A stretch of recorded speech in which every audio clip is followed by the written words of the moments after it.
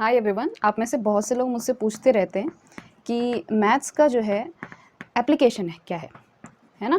तो आज हम बात करेंगे प्रोजेक्टाइल मोशन मॉडल के बारे में और ये देखेंगे कि अगर कोई मोशन अर्थ पे एक जैसा है तो मून पे कैसा होगा। तो मान लीजिए एक इंसान जो है वो अभी पृथ्वी पर खड़ा हुआ है और वो एक बॉल उछालता है हवा में 5 फीट की ऊंचाई से, यानी कि when T was 0 H not is 5t। ठीक है, व्हेन टी वॉज 0 उसकी हाइट कितनी थी? 5 फीट थी। और ये देखा गया कि इस हाइट का जो भी ये हाइट गेन करेगा वो फंक्शन है टाइम का, और एच और T is equal to 5 + 40t - 16t square feet. ठीक है, हमें ये देखना है कि मैक्सिमम कितनी हाइट गेन करेगा, इसका वेलोसिटी कैसा होगा, इसकी एक्सेलरेशन क्या होगी। ये सब बात चल रही है अर्थ पर, यही चीज़ हम बात करेंगे मून पर। तो सबसे पहले अर्थ की बात करते हैं। तो हमारा जो हाइट फंक्शन है वो किसके बराबर है? 5 + 40t - 16t स्क्वायर फीट। ठीक है, ये गिवन है हमारा। इसका अगर मैं वेलोसिटी निकालना चाहूँगी तो इसका मैं डिफरेंशिएट करूँगी, यानी कि एच डैश टी किसके बराबर आ जाएगा? 40 - 32t फीट पर सेकेंड। ठीक है, और अगर मैं इससे एक्सेलरेशन निकालना चाहूँगी तो मैं इसको वापस से क्या करूँगी? डिफरेंशिएट करूँगी, यानी कि a of T is equal to v dash t h double dash t which is equal to -32 feet per second square. अगर आप ये देख पाएंगे कि ये क्या चीज़ है, ये एक्चुअली आपका एक्सेलरेशन ड्यू टू ग्रेविटी है, यानी कि जी है, ये जी is equal to -32 feet per second square. ठीक है, तो ये जो निकला ये आपके अर्थ की ग्रेविटी निकली। ठीक है, अब सवाल ये है कि मान लीजिए हमारे पास वही कंडीशन दी गई हुई है और ग्रेविटी हमारे पास -32 फीट पर सेकेंड स्क्वायर दिया गया है, तो क्या हम एक्सेलरेशन से इस एच ऑफ टी को निकाल सकते हैं? तो हमने यहाँ पे कॉन्सेप्ट यूज़ किया डिफरेंशिएशन का। अब कॉन्सेप्ट आएगा इंटीग्रेशन का।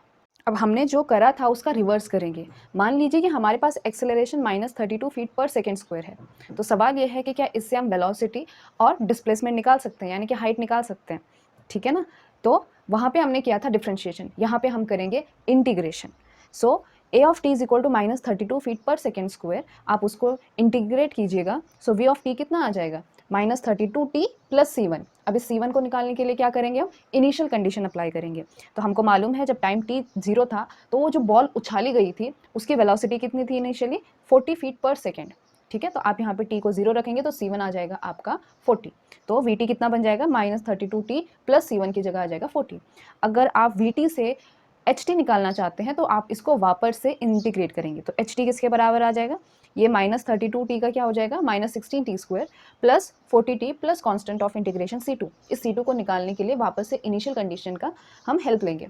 ठीक है, तो आपको मालूम है जब टाइम t 0 था तो हाइट कितनी थी बॉल की? कितनी हाइट से उछाला गया था? 5 फीट से उछाला गया था। सो एच ऑफ टी किसके बराबर आ गया? 5 + 40t - 16t स्क्वायर। इस c2 की जगह 5 आ गया। तो कहने का मतलब ये हुआ कि आपका डिफरेंशिएशन और इंटीग्रेशन एक दूसरे के रिवर्स प्रोसेस हैं।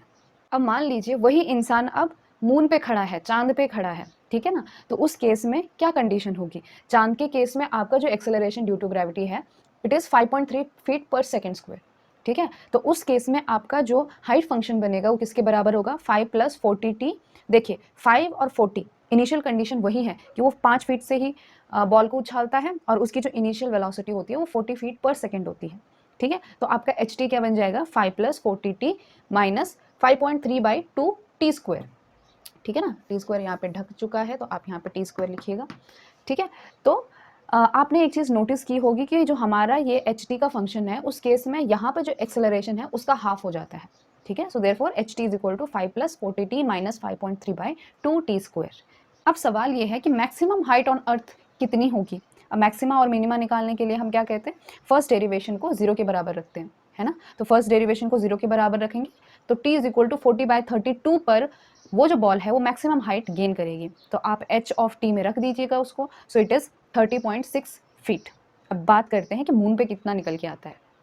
अगर हम बात करें कि मैक्सिमम हाइट ऑन मून कितना आएगा, so it will be H dash T को आप 0 रखेंगे, टी आएगा 40/5.3। अब इस 40/5.3 को आप एच ऑफ टी में सब्सटीट्यूट करेंगे तो वो आएगा 155.94, जो कि क्या है? अर्थ की हाइट से बहुत ज़्यादा बड़ी है। ठीक है, अब इस चीज़ को हम देखते हैं ग्राफिकली। तो ये एक जनरल फंक्शन है आपका H T is equal to 5 + 40t - ½ gt square, जहाँ पे 5 उसकी इनिशियल हाइट है, 40 इनिशियल वेलोसिटी है और g जो है एक्सेलरेशन ड्यू टू ग्रेविटी है। आप किसी भी प्लेनेट पे चले जाइए। तो यहाँ पे हम बात कर रहे हैं अर्थ और मून की। तो अर्थ के लिए कितना है? g 32 है और इसके लिए ये प्रोजेक्टाइल मोशन का ग्राफ है। एक्स एक्सिस पे है इसका टाइम और वाई एक्सिस पे है इसकी हाइट।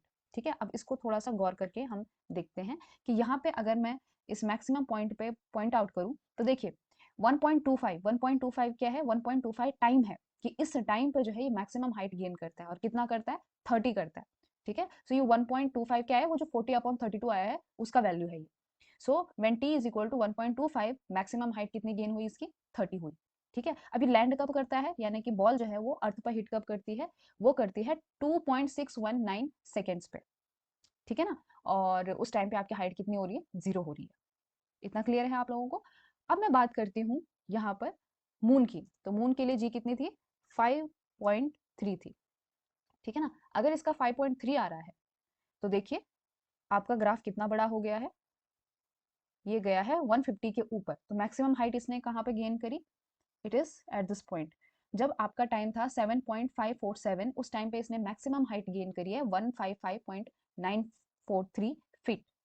ठीक है, यानी कि मून पर जो बॉल है वो ज्यादा ऊंचा उछलेगा, और वही क्योंकि ज्यादा ऊंचा उछलेगा तो टाइम आने, नीचे इसको टाइम लगेगा लैंड होने के लिए। तो जब लैंड होगा तो ये कितने पर होगा, 15.218 सेकेंड्स पे होगा, 15 सेकेंड्स लगभग में ये लैंड करेगा।